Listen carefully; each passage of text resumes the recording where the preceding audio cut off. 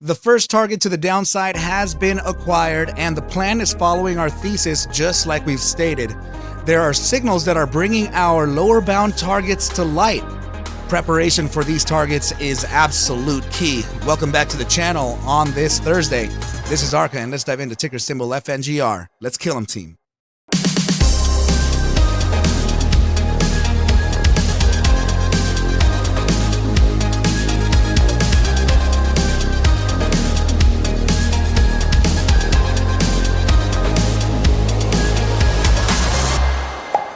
What is up, you guys? Thank you so much for stopping by once again, and let's dive in to ticker symbol FNGR here. We're going to start off with the daily chart, and it's actually the chart that we've been looking at regarding the triple witching against the hawkish pause from the Fed, and not particularly for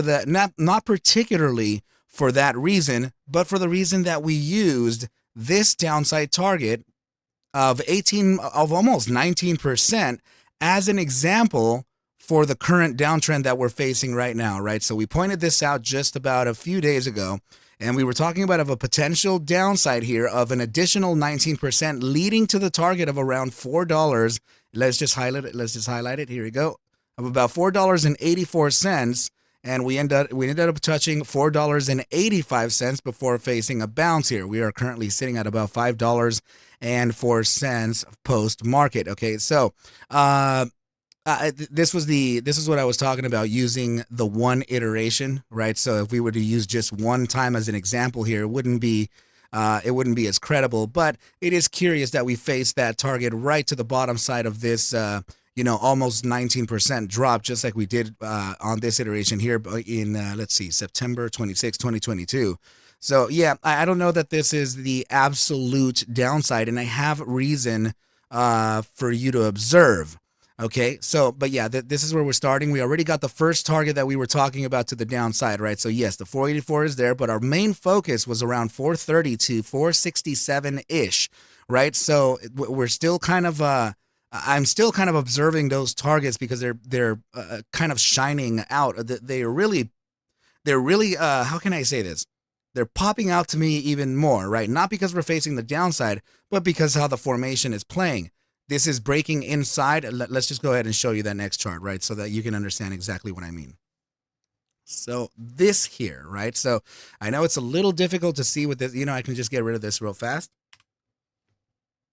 Right? This is the dead cat that we were talking about. So the dead cat bounce, you measure the price objective from the top side of the cat, right, to the very bottom side. And then you apply this trend line as a price objective right under that support line. And then that gives you a target that leads to around $4.30. And not only that is that the bottom regression, or the support line from the triangle, just happens to be right around there as well. Okay, so now I want to go ahead and apply this line back in here because I would like to show you what could potentially happen, right? Just know that this is absolute discretion, and there is no official backtest or algorithmic anything to what I'm about to say. This is just an observation of raw price action. As you can see here, just make sure to see right now that that current trend line is actually following what we're doing right now, right? So let's go ahead and hide this. And what I can see happening here, yeah, we already did this, right? We already did this too. This is the 485 bottom side that we faced today. And we already did this as well. So let's go ahead and just bring it to light. There we go. Yeah, so it looks like we're validating right now. This is the point where we're at. Okay, so let me just make sure that we can point a little arrow there so that we all are on the same page, right? Now let's go ahead and get rid of the price action one more time. Really hate that they don't have the eyeball located up here anymore. I have to go in here and select the eyeball to and then it appears here. A little bit annoying, but okay, since we're right here, right, this is the dead cat, right? You come back down, you face an area of relevant support. This 484 isn't just the almost 19% drop from that, triple witching that we saw. It's also, it is also the top shoulder of a was it in, I think it was an inverse head and shoulders just before. I'll go ahead and show it to you right after this. Okay, so we bounced off of there. We're getting that resistance here. which means that we are now, since we broke down beneath the support and it became kind of a short play, this is now the validation of a short support or our confirmation of resistance. Okay, so in this point, you're going to get that confirmation of resistance. Then price action will likely fail and come back down to the next relevant area of support. Okay, and that next area of support is the target that we've been talking about, around 460, 467-ish, right around there. Okay, so this, what usually tends to happen is that when you face this bottom side of 460, you bounce and then you resist, validating the 484 that we just faced today as or confirm as a resistance yet again, and then you would face one more downside. Okay, just in case we do end up doing that further downside, this is how it's played. Okay, that's usually how the price action tends to behave. Okay, so yeah, this the 484, and this is what I meant right here. This is the right hand shoulder of this inverse head and shoulders. Perfectly at that bottom side of it, we came down and touched these the price action for today. Okay, and now obviously we're facing that resistance as a validation of resistance, okay, or confirmation of resistance. So let's go ahead and just touch down here because, yeah, I know yesterday it took a little long for us to get into the manipulation signals. So I did notice another one today, and it went deeper into the time frame interval. So this is now in the 15-second interval. And, of course, no, don't tell me that. It's somebody. I think I just heard somebody knock on my door. Please don't do that. The guy is asleep. Oh man, there's like a windstorm outside too, team. It's ridiculous. All right, I think we're gonna let the ring do its thing. Anyway, okay, so yeah, yesterday we were looking at the 30-second intervals just to kind of refresh our minds here. Let's go ahead and open up that 30-second and take a look at here, right? We got that signal here and that manipulation signal here. We ended up reaching that dead cat bounce right to that 510 that we spoke of, got that bounce to the upside, validated that resistance, and then got another shot of manipulation to the downside. Okay, so now we are continuing to that downside, and you can see here that this arrow is pointing at nothing, right? But if you switch your interval over to 15 seconds, bam, there it is. And look what happened right after that. So this, remember that if you received your PDF for the ARQ composure, you'll notice that in the description, I'm going to repeat this just like I did yesterday, right? You'll notice in the description that it states whenever a manipulation signal pops up, usually what's expected is a pump to the upside followed by a dump, right? So in this case, we got that manipulation signal, price action rallied to the upside, and what could happen next based on the rules or based on the PDF on the manual, right? The user manual. So there could be a sell-off in play here, okay? And this could be just another liquidity grab, just like these were right up here. So grabbing buy side interest just to use it as a short, just to use it to short the stock even more. All right, so that is kind of what I'm expecting here yet again, and we'll see, of course, right? But I mean, just know that we're already facing some critical supports.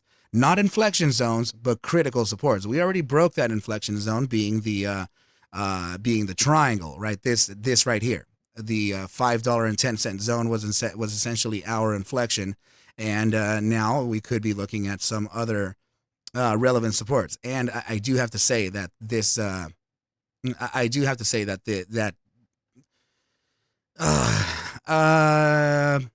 can see a few other. I'm sorry. I definitely see the downside from a larger perspective, but it's actually not in play right now. And that's actually really far away. In fact, I don't even think that there is enough sell side interest to even get down to those levels. So we're just going to go ahead and leave those out of the picture and speak of them when they're more relevant. But know that I already see something there, but it's very, very distant.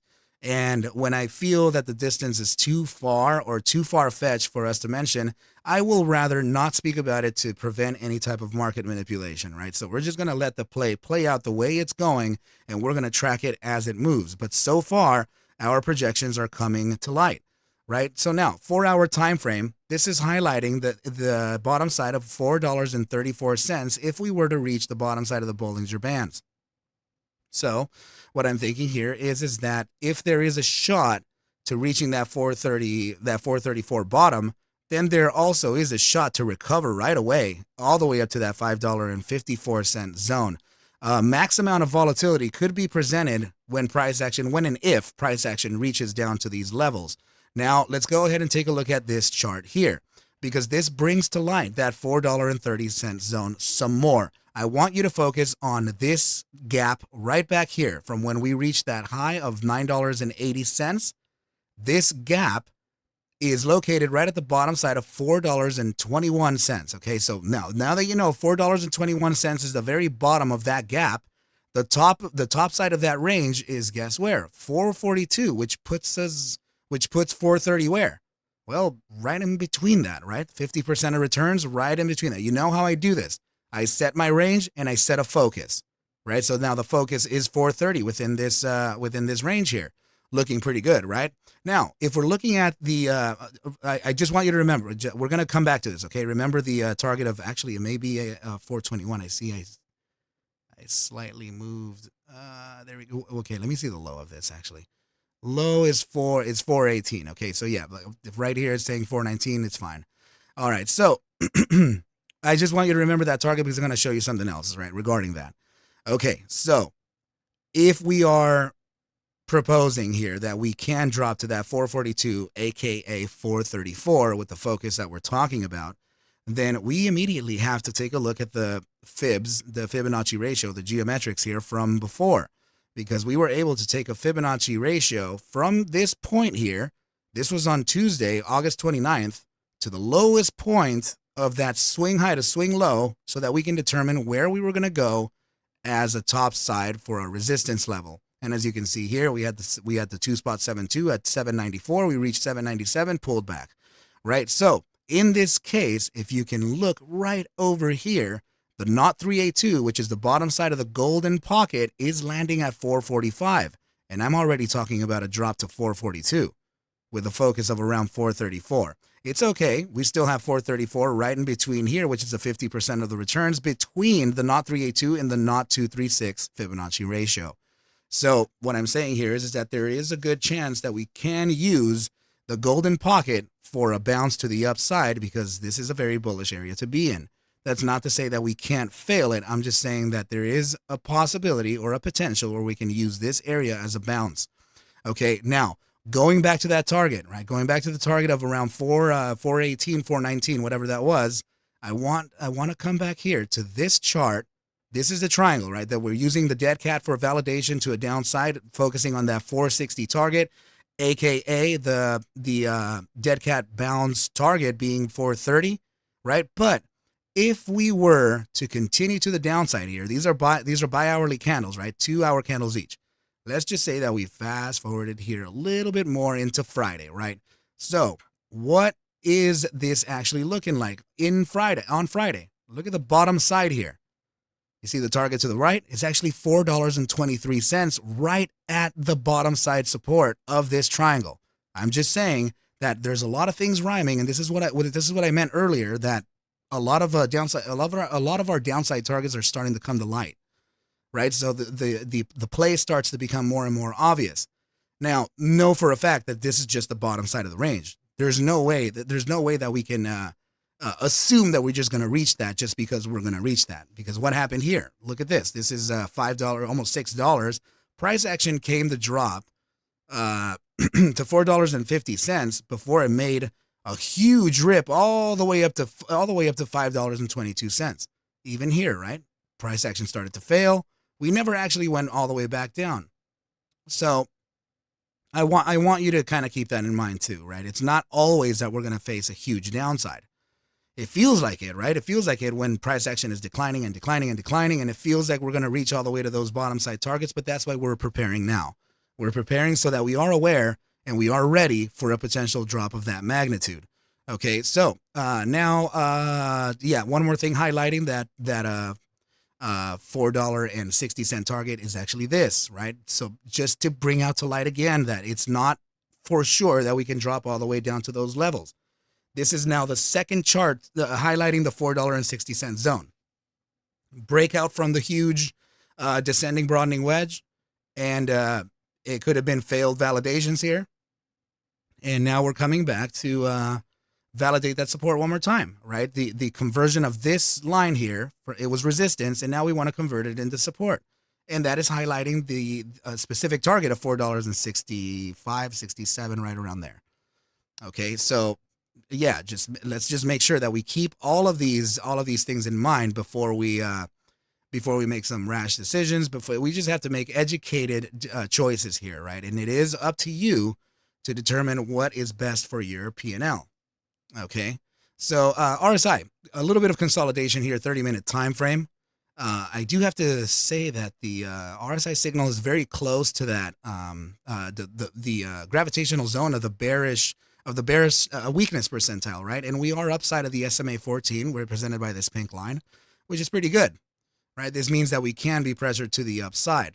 Now, it looks like we may actually get to do that. Just a sec.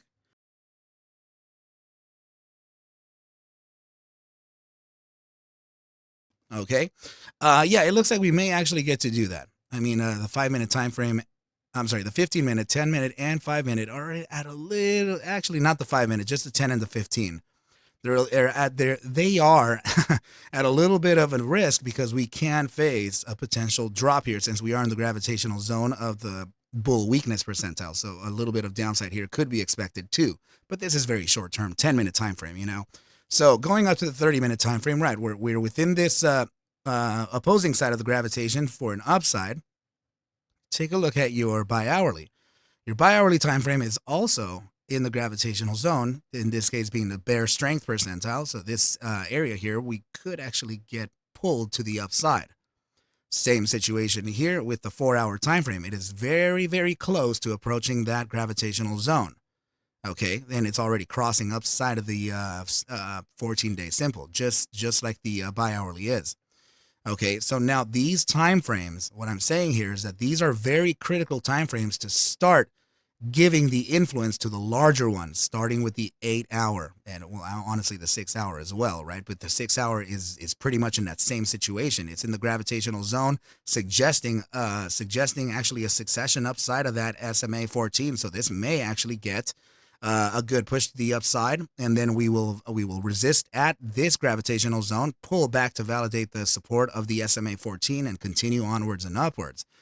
Usually what tends to happen, right, is not always the case, just like this here, right? You come up to the gravitation, you bounce off of gravitation, you get that break upside of it, validate your SMA 14 onwards and upwards, just kind of like what's happening here, right? So that's what I'm looking at so far, okay? So the 6-hour time frame, everything is leading towards a potential upside and break of these major moving averages. So now the 8-hour time frame, this, you can see consolidation here.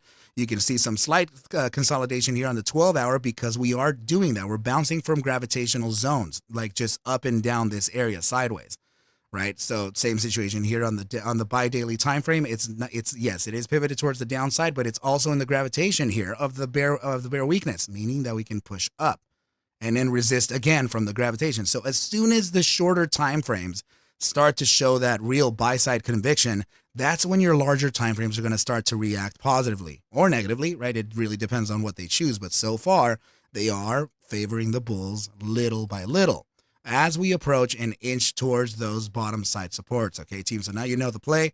Now you know what's happening. Let's go ahead and just make sure that we can keep ourselves composed and understanding of what and how the markets play, right? Please take whatever I do show and iterate within these videos as just a form of entertainment, as I cannot suggest for you to buy, sell, or hold any assets whatsoever. I need you to do your own due diligence and everything will be cool. But with that said, team, I wish you well a very, very, very, very, very good night, and I will catch you at the bell mañana. Adios.